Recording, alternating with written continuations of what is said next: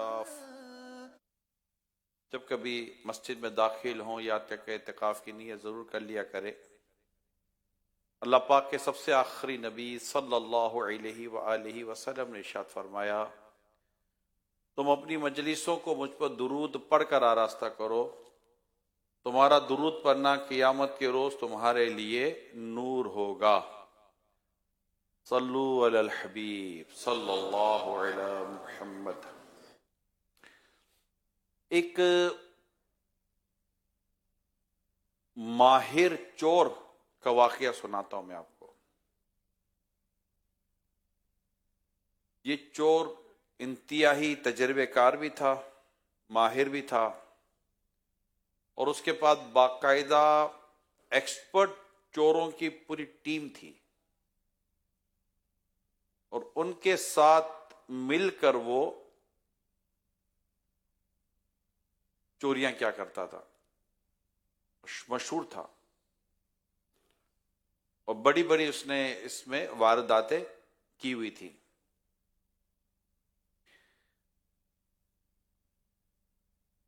एक दिन उसने अपने दोस्तों से मशवरा कर कर पड़ोसी के घर में चोरी करने का मंसूबा बनाया कि अपने पड़ोसी के घर में डाका मारते हैं। टीम तैयार हो गई। रात को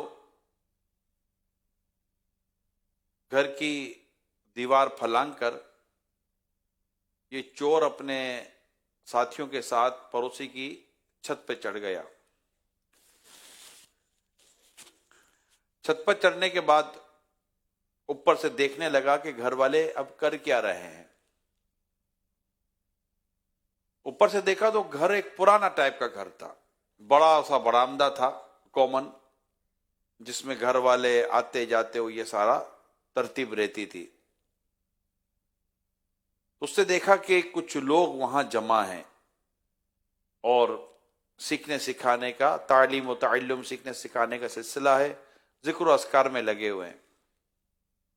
तो वो छत पर ही अपने दोस्तों के साथ वेट करने लगा कि इनको जाने दो, फिर हम जब ये सब सो जाएंगे तो मिलकर अपना काम कर लेंगे। 1 घंटा, 2 घंटा, 3 घंटा बहुत गुजरता गया, मगर ये लोग जा ही नहीं रहे। सुबह हो गई और ये देख रहे हैं कि ये लोग तो बैठे हुए हैं। सुबह हो गई तो उसका सारा जो प्रोग्राम था, प्लान था, उसने मुलतवी किया कि रात को फिर आएंगे। रात को फिर आए। इसी अंदाज से दीवार फलांग कर छत पर गए। छत पर देखने लगे, वही हल्का लगा हुआ है, सीखने सिखाने का सिलसिला हो रहा है, जिक्र अस्कार की महफिल हो रही है, अल्लाह और उसके रसूल का जिक्र किया जा रहा है। फिर वेट करता रहा कि देखो ये अब जाएंगे, ये सोएंगे, हम अपना काम करेंगे। प्यारे इस्लामी भाइयों, 1 हफ्ते तक यही होता रहा। 1 हफ्ते तक यही होता रहा। वो रोजाना रात को आता, सुबह तक इंतजार करता, और सुबह तक नीचे लोग उसको नजर आते। थक गया, तंग आ गया। 7वें रोज या 8वें रोज अपने पड़ोसी से उसने मुलाकात की। पड़ोसी दीनदार, नेक, मुत्तकी, परहेजगार, बाशरा, गरीबों का हमदर्द, अल्लाह से डरने वाला बंदा था। अब चोर तो चोर था। चोर ने कहा कि हुजूर एक बात तो बताएं, ये रोजाना आप जो हल्के की मजलिस करते हैं, लोगों को जमा करते हैं, और ये सारा जो आपका सिलसिला होता है, ये कब से कर रहे हैं आप? ये ऐसे ही पूछने लगा। पड़ोसी जो था उसको बड़ी हैरत हुई। पड़ोसी ने कहा, भाई 1 अरसा हुआ, मैंने कभी ऐसी मजलिस मेरे घर में की ही नहीं है। 1 अरसा हुआ, मैंने कभी इस तरह इस मजलिस के तौर पर अपने घर में लोग जमा किए ही नहीं है। लगता आपको वो गलत फहमी हो गई है। जो गलत फहमी हो गई है, 7 दिन तक आ रहा हूं, कोई 1 रात हो, कोई 2 रात हो, कोई 3 रात हो, 7 रातों तक आ रहा हूं, सुबह तक देख रहा हूं, मेरी पूरी टीम आ रही है, अकेला भी नहीं हूं, और आप कह रहे तुम्हें गलतफहमी हो गई है। देखा भाई क्यों आ रहे हो, मसला क्या है? तुझसे बताया मैं यूं हूं और मैं चोर हूं। मैं 7 रातों तक आपके घर पे चोरी करने के लिए आ रहा हूं, 1 हफ्ता हो गया, और 7 रातें सुबह तक मैं देख रहा हूं कि ये लोग आपके यहां आए हुए हैं। जब इस पड़ोसी को ये बात पता चली कि ऐसा हुआ, तो उस पड़ोसी ने कुरान करीम की एक आयत तिलावत की, वो सुनिए। सूरह हज आयत नंबर 38 में है, इन्नल्लाह युदाफिउ अनिल लज़ीना आमनू। आसान तर्जुमा कुरान कंजुल इरफान। बेशक अल्लाह मुसलमानों से बलाएं दूर करता है।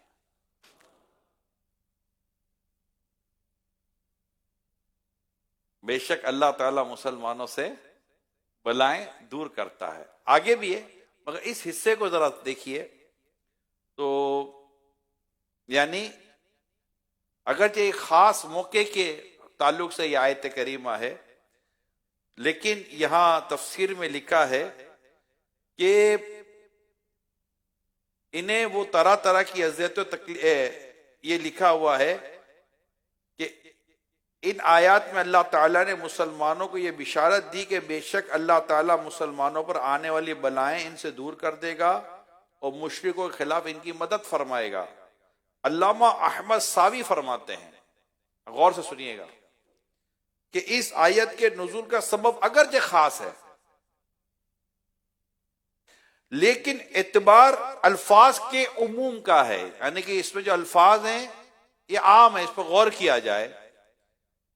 इसलिए मुसलमान अगरचे बलाओं, गौर से सुनिएगा, तफसीर बयान कर रहा हूं, कि मुसलमान अगरचे बलाओं और मुसीबतों वगैरह से आजमाए जाएं, बिल आखिर इज्जत, मदद और बड़ी कामयाबी मुसलमानों के लिए है, और ये मुसीबतें इनके गुनाहों का कफारा और दर्जात की बुलंदी का जरिया है। आगे मुफ्ती साहब लिखते हैं, ख्याल रहे कि नेक अमाल की बरकत से या महबूब बंदों के तुफेल, नेक अमाल की बरकत से ये अल्लाह के जो महबूब बंदे हैं उनके तुफेल, उनके सदके, और 12 महज अपने करम से अल्लाह पाक दुनिया में भी मुसलमानों से बलाएं टालता है और आखिरत में भी टालेगा, जैसा कि कुरानी आयात और सही अहादीस से साबित है।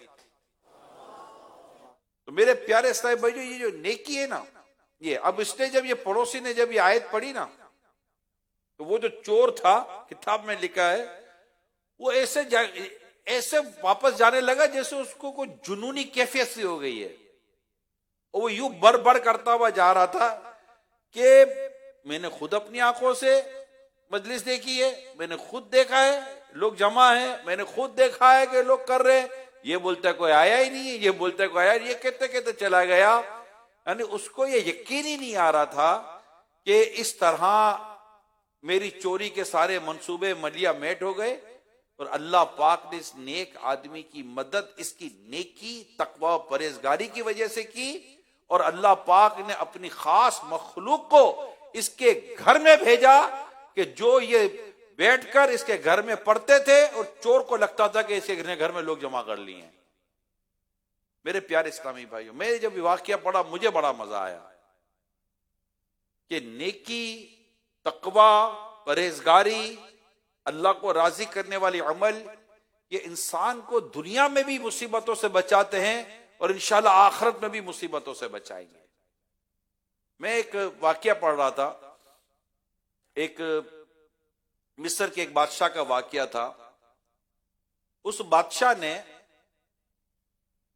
बड़ा जुल्म और सितम मचाया हुआ था, बड़ा जुल्म और सितम था, तरह तरह की गैर शरई हरकतें उसकी इक्तदार में होने लगी।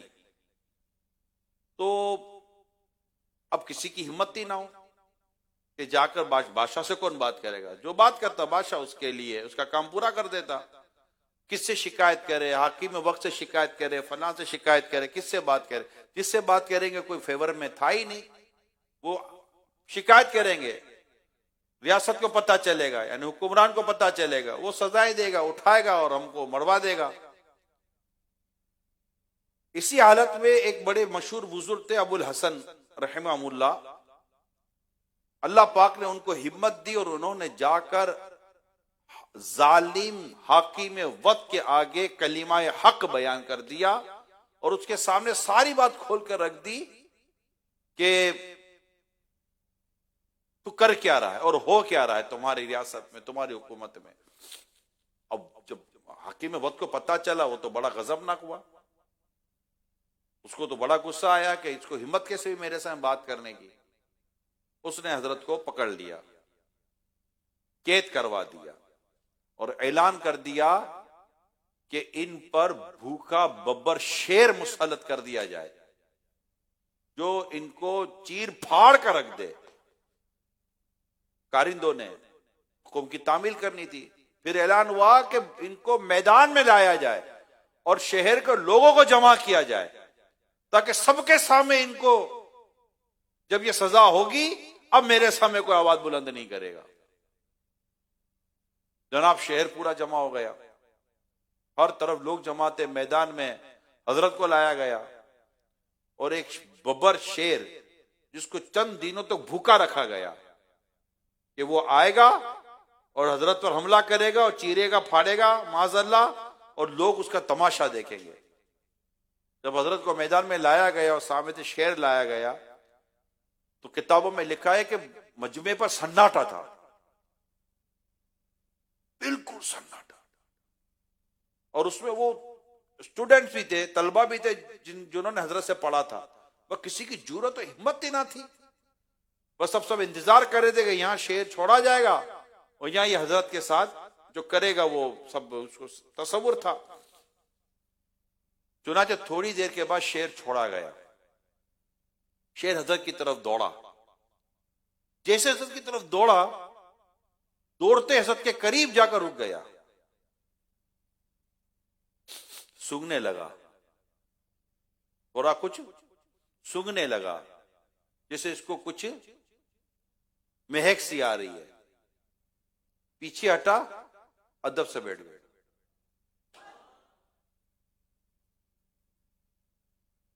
पीछे हटा, अदब से बैठ गया। शोर मच गया और वो जालिम हाकिम शर्मिंदा होकर शर्म के मारे सर झुकाकर बैठ गया। वो समझ गया कि ये हजरत आम आदमी नहीं है। खैर उनको छोड़ दिया गया। अब जो लोग देख रहे थे ना, उन्होंने हजरत से राब्ता करके कहा, हजरत ये शेर जब आपकी तरफ दौड़ा तो आपको डर नहीं लगा? ये शेर आपकी तरफ दौड़ा, आपको डर नहीं लगा? बोला, अल्लाह की कसम मुझे डर तो नहीं लगा। तो आप क्या सोच रहे थे? तो सोच तो बस मैं ये रहा था कि इसका जो लुआब है ये पलीद है या पाक है, इसका जो थुक लगेगा मुझे, मैं तो उसके हुक्म के ताल्लुक से सोच रहा था, बाकी ये क्या करेगा ये इसका मुझे डर खौफ नहीं था। अल्लाह पाक अपने नेक बंदों की मदद फरमाता है। ए मेरे प्यारे इस्लामी भाइयों, ये है नेकी, तकवा, परहेजगारी। मुझे अपनी और सारी दुनिया के लोगों की इस्लाह की कोशिश करनी है। हम लोग गौर करें, अभी की बात करूं, जमाना हो गया, अरसा हो गया, आप भी सुनते हैं, हमारे तबसरे बहुत होते हैं, हमारे पोस्टें बहुत चलती हैं, हमारे लेक्चर बहुत होते हैं, बात नसीहतें बड़ी काम की होती हैं, मगर वो प्रैक्टिकल नहीं आता। इसको कहते हैं प्रैक्टिसिंग मुस्लिम, बाअमल मुसलमान बनने वाला रुझान जो है ना, ये कम होता जा रहा है। बातें हैं हमारी, बहुत सारी बातें मैं भी कर ही रहा हूं, अल्लाह मुझे अमल की तौफीक अता फरमाए। हम इतने मसाइल में, इतनी परेशानियों में घिरे हुए हैं। यानी मैं आपको बताऊं, 2007 की अगर मैं बात करूं, 2007-2008 में बहुत बड़ा इकोनॉमिकली सुनामी आया था। इतना बड़ा क्राइसिस था कि अरबोपति लोगों के अरबों रुपए डूब गए, यानी कह सकते हैं कि जकात देने वाले जकात लेने वाले बन गए, और मतलब तूफान आ गया था मार्केटों के अंदर, लोग रो रहे थे, इतना बुरा हाल था कि मैं आपको बयान नहीं कर सकता। शायद जिनको जो कारोबारी लोग हैं उनको वो याद होगा जिस वक्त की मैं बात कर रहा हूं। तो मैं देखता था, और मेरे यहां उस वक्त मशवरे होते थे, यहीं इसी फैदान मदीना में उस वक्त मैंने बयान किया था, मुआशी जो परेशानी है उसके मुतालिक, नाम मौजू मेरे ज़हन से निकल गया, क्यों वो मैंने उस वक्त बयान किया था। मगर हम देखते थे कि क्या इतने बड़े और इतने जबरदस्त क्राइसिस में क्या मस्जिद आबाद हुई? क्या लोगों ने तौबा करके अल्लाह का रास्ता इख्तियार किया? इतना नजर नहीं आया। यानी मैं बाकायदा लोगों से सुनता था कि मस्जिदें नहीं भरी, क्लब और जुए के अड्डे अब तक भरे हुए हैं। यानी मुसलमान चोट खाता नहीं है, बदलता नहीं है, अजीब कैफियत है। कोविड आया, आप बताइए कोविड ने कितना डिजास्टर किया है, कितनी तबाही मचाई है, लाखों लाख लोग दुनिया से चले गए, मस्जिदें खाली हो, मस्जिदें बंद हो गई। आपको हरम पाक की बातें याद दिलाऊं, आपको हज की बातें याद दिलाऊं, दिनों में तवाफ के ताल्लुक से लोग रो रहे थे, मक्का मुकर्रमा मदीने मुनव्वरा की हाजिरियां नहीं हो रही थी, मसाजिद बंद थी, जुम्मा बंद था, लोग रो रहे थे, लाशें उठ रही थी, न जाने क्या क्या हो रहा था, कारोबार बंद, सब कुछ बंद हो गया, जिंदगी जैसे कि स्टक से हो गई, घबराहट परेशानी थी। मुझे आप बताइए कि इन तमाम क्राइसिस के बाद हमारे नमाजियों की तादाद कितनी बढ़ गई, नेक लोगों की तादाद कितनी बढ़ गई, परेशान हाल कितने नेकी की तरफ आ गए, कितने तौबा करके अल्लाह पाक की बारगाह में नमाजें पढ़ने वाले बन गए। एक बुजुर्ग की बात याद आ रही है, एक बुजुर्ग की बात याद आ रही है। इनके पास कुछ लोग आए, कहने लगे हजरत क्या बात है, मौत का, खौफे खुदा का, तरह तरह का बयान सुनते हैं, मगर हमारे दिल है कि जागते ही नहीं,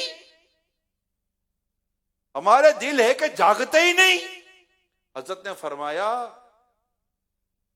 जो सोता है ना वो जागता है, मुर्दे जागा नहीं करते।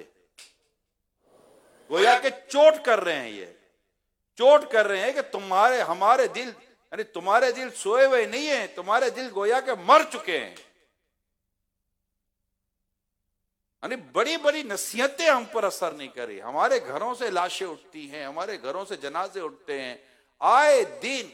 यानी मैंने एक तहकीक पढ़ी थी, दुनिया में हर साल तकरीबन 7 करोड़ से ज्यादा लोग इंतकाल करते हैं, और आए दिन जनाजे, और कब हमारे पास ये सारी खबरें होती हैं।